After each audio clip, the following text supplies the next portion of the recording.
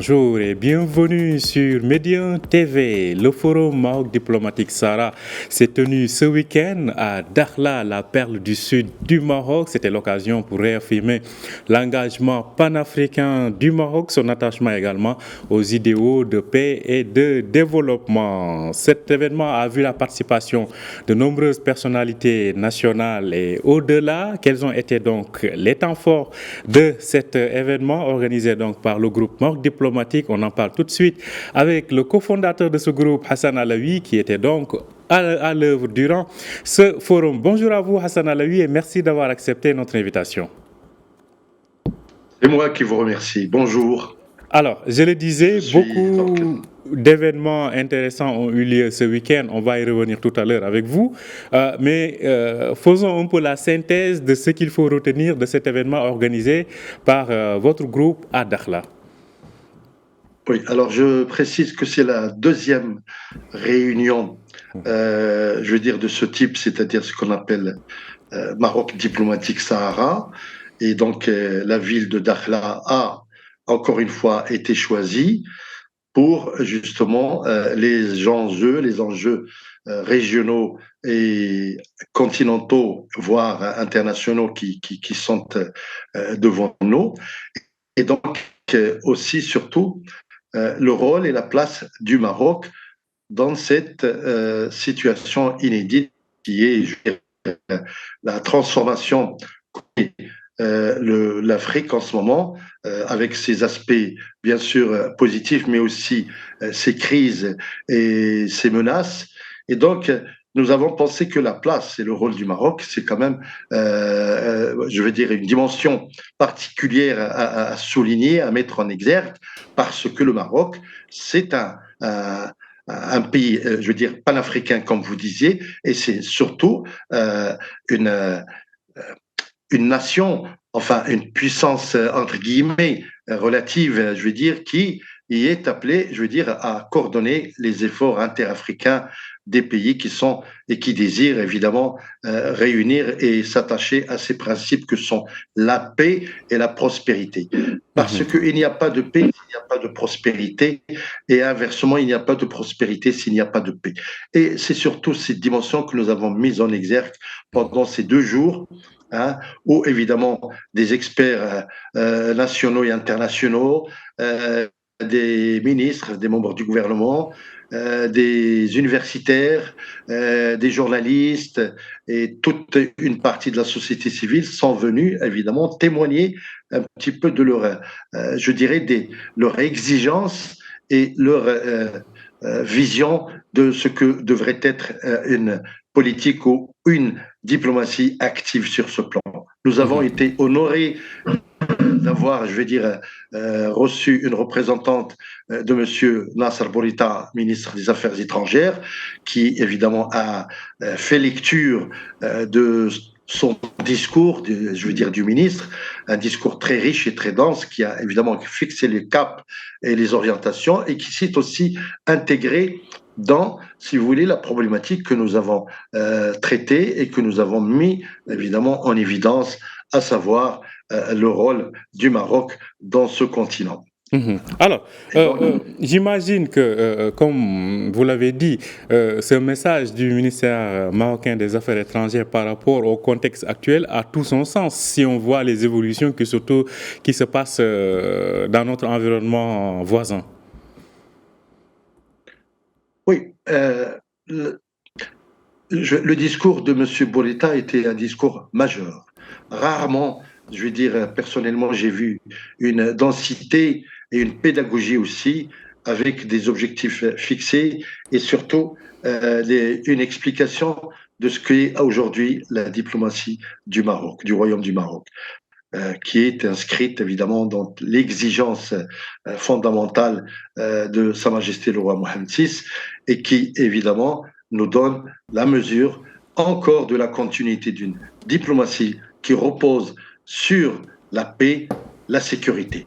Et ce n'est pas par hasard que ces 2 thèmes la paix, la sécurité, en plus, si vous voulez, de l'économie et du modèle économique que le Maroc met en œuvre, ont été développés au cours de cette journée de réflexion et d'échanges très denses où on a à peu près compté presque une cinquantaine d'interventions et un débat vraiment fructueux, dense, objectif, porteur, si vous voulez, d'un message qui est celui, évidemment, de la paix, de la prospérité, du partage et naturellement de cette volonté africaine qui réunit dans cette ville qui est devenue aujourd'hui le carrefour, le cap, si vous voulez, d'une véritable construction africaine.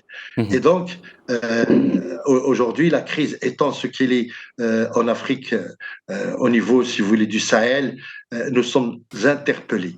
Nous sommes interpellés parce que l'Afrique, si on y prend garde, elle va encore être de plus en plus livrée, si vous voulez, pardonnez-moi l'expression, aux impérialismes étrangers.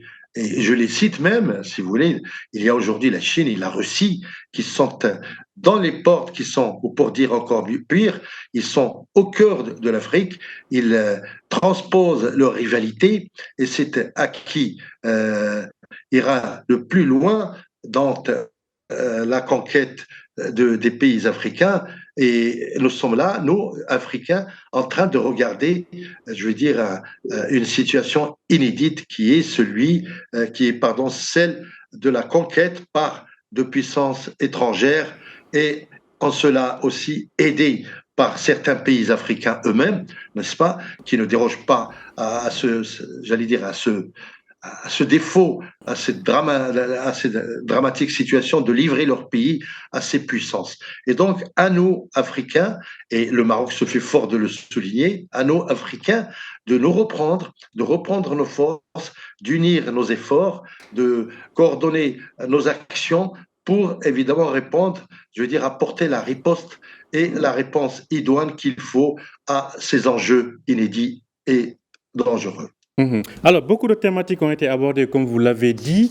Je fais notamment référence à cette déclaration du ministre de l'Enseignement supérieur qui fait état, qui, qui nous dit qu'aujourd'hui, 83% des étudiants étrangers inscrits au Maroc sont d'origine subsaharienne. Sur le plan justement de la formation des cadres, aujourd'hui, on sent que les efforts du Maroc qui ont été faits depuis des décennies ont commencé à porter leurs fruits, surtout à travers aussi des gens qui participent à ces événements et qui ont été formés au Maroc. Oui, bien entendu. Cela ne date pas d'aujourd'hui. Si vous voulez, cette politique d'ouverture, d'intégration des étudiants africains et des populations africaines qui sont évidemment nos frères et nos sœurs, et nous nous honorons d'avoir été parmi les fondateurs de l'organisation de l'unité africaine à Casablanca en 1963, d'être aussi un petit peu le un certain, dans un sens, un certain leader, si vous voulez, de cette politique d'ouverture.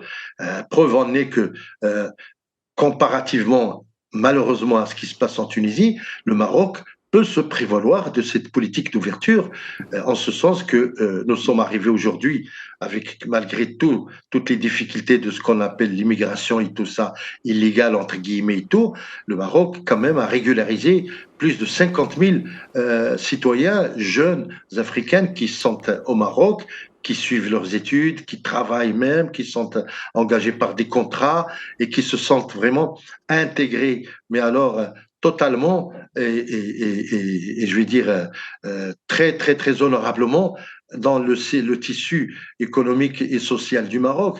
Et donc, la formation prend une place importante. C'est que les étudiants qui viennent trouver, je veux dire, un cadre pour travailler, se former et suivre une formation au Maroc, reviennent bien entendu souvent, le plus souvent vers leur pays, avec une formation, je veux dire, et un diplôme et des agréments porteurs pour contribuer à la prospérité, à l'économie de leur propre pays.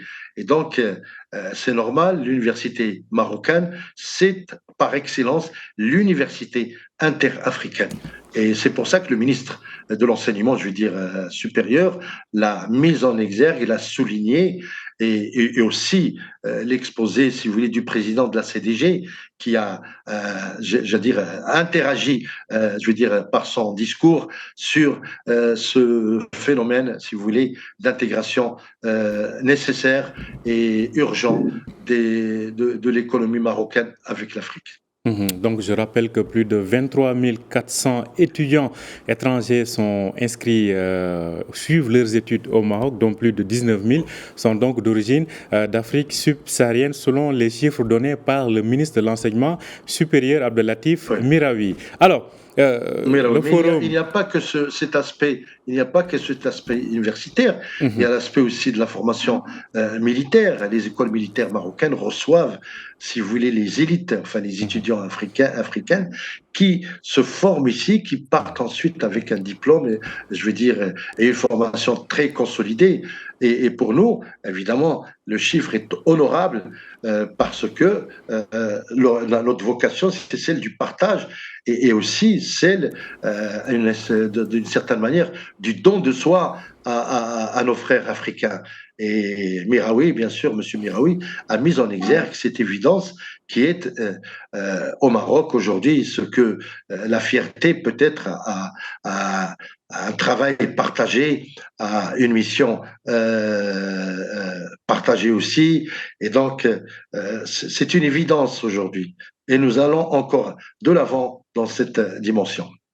Alors, le Sahara, le dossier du Sahara est bien évidemment quelque chose d'incontournable, surtout quand on organise ce forum dans les provinces du Sud. Comment voyez-vous, au fur donc, de l'évolution de ce forum, je le rappelle, qui en est à sa deuxième édition, les idées émergées autour de la consolidation du développement de ces provinces du Sud? Le développement des provinces du Sud a connu une avancée, je dirais, spectaculaire depuis maintenant 2 décennies en particulier. Depuis l'intronisation de Sa Majesté Mohamed VI en 1999, tout de suite je dirais, même pas 1 an ou 2 ans après, tout de suite, le roi est parti, évidemment. Il est parti au Sahara pour rendre visite aux populations, pour réaffirmer le lien d'allégeance historique avec ces populations, pour aussi, surtout, c'est la vision royale, et lancer, je veux dire, un programme, sinon des programmes de développement. Et donc là, nous assistons, aujourd'hui, dans cette ville de Dakhla qui est le témoin, si vous voulez, de ce développement, nous assistons à quelque chose d'extraordinaire, de magnifique. C'est que Dakhla n'est plus Dakhla, comme je l'ai connu moi personnellement il y a 20 ans. Dakhla, c'est une cité extraordinairement développée et elle nous offre l'exemple ou l'exemplarité, si vous voulez, de ce développement inouï que le Maroc est en train de mettre en place et de connaître et de fructifier. N'est-ce pas? Il y a la vision royale, mais il y a aussi l'engagement, si vous voulez, citoyen du gouvernement et des entrepreneurs marocains en ce qui concerne, je veux dire, le développement du tourisme ou des activités économiques, l'agriculture, la pêche et tout ça. Et donc, finalement, on se rend compte que quand il y a une volonté politique, quand il y a ensuite un engagement autour ou derrière, c'est évident que le développement se fait sentir le plus rapidement possible avec naturellement des réalisations à la mesure des enjeux et évidemment au niveau régional et international. Et Dakhla, évidemment, c'est la porte de l'Afrique, c'est la province saharienne par excellence qui cumule le génie humain et la volonté politique aussi bien que les investissements. Et donc, Dakhla nous donne un petit peu, si vous voulez, l'exemple, le type, le modèle extraordinaire d'une conjugaison politico-économique. Et voilà. Alors, une dernière question, juste on va rester à Dakhla. On sait que, oui, on vous entend très bien, Hassan Alaoui. Je disais une dernière question, Dakhla qui est appelé à être le hub à destination du continent, Dakhla où les ouvertures de consulats se multiplient, notamment on pense au consulat des États-Unis. D'ailleurs, il y a le chef d'état-major des armées des États-Unis qui est actuellement en visite au Maroc. Donc tout ceci donne une importance plus stratégique à cette ville du sud du Maroc. Ouais. Ben, écoutez, il y a un consulat, je veux dire, un bâtiment réservé donc, pour abriter le consulat des États-Unis. Je l'ai vu. Il est là, il est prêt. Il attend. Il est avec évidemment des mesures de sécurité, tout comporte tout là de nos amis africains qui se sont donc déjà installés et qui donnent l'exemple. Et la règle, c'est que, évidemment, quand le gouvernement américain se projettera encore plus davantage dans sa coopération et son partenariat avec le Maroc, évidemment, un consulat américain va être installé et sera évidemment celui qui représentera un petit peu la dimension, si vous voulez, de l'engagement américain dans cette affaire du Sahara. N'oubliez pas que quand même les États-Unis ont reconnu il y a 2 ans la marocanité du Sahara et aussi ils renforcent leur présence, si vous voulez, politique et voire, je dirais pas militaire, mais d'assistance et de coopération militaire, n'est-ce pas? Et les États-Unis sont le pays, je veux dire, occidental le plus important, c'est la première puissance mondiale, bien entendu, qui évidemment soutient les efforts du Maroc et le général qui vient d'arriver, qui a été reçu, donc je veux dire, à tous les niveaux. Que l'Amérique est toujours aux côtés du Maroc et inversement que le Maroc. Effectivement, on y reviendra certainement, Hassan Alaoui. Le Maroc est le premier pays qui a reconnu l'indépendance des États-Unis. Effectivement, on y reviendra, Hassan Alaoui. Malheureusement, on arrive. Des États-Unis. On arrive à la fin du temps imparti. On y reviendra notamment sur cette visite du général Marc Millet, du général d'armée donc Marc Millet aux États-Unis, comme vous le disiez, qui a été donc reçu hier par les autorités marocaines. On y reviendra. En tout cas, merci à vous, Hassan Alaoui, de nous avoir fait cette synthèse de cette deuxième édition du Forum Maroc diplomatique Sahara. On y reviendra aussi dans nos prochaines éditions. Merci à vous aussi de nous avoir suivis. Je rappelle que vous pouvez retrouver cet entretien sur notre site www.medianews.com. Bonne journée et bonne suite de programme sur Médien TV.